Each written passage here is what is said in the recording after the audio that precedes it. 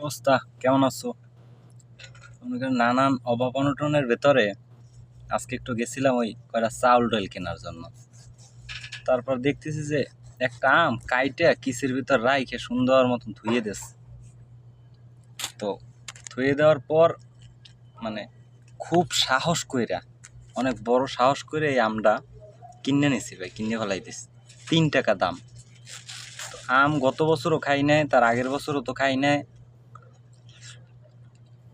দেখতে যেমন সুন্দর মানে তেমনই স্বাদ। সেই ছোট্টবেলায় খাইছি, দেশে থাকতে খাইছি, বিদেশে আসার পরে আর ওইভাবে খাওয়া হয় নাই।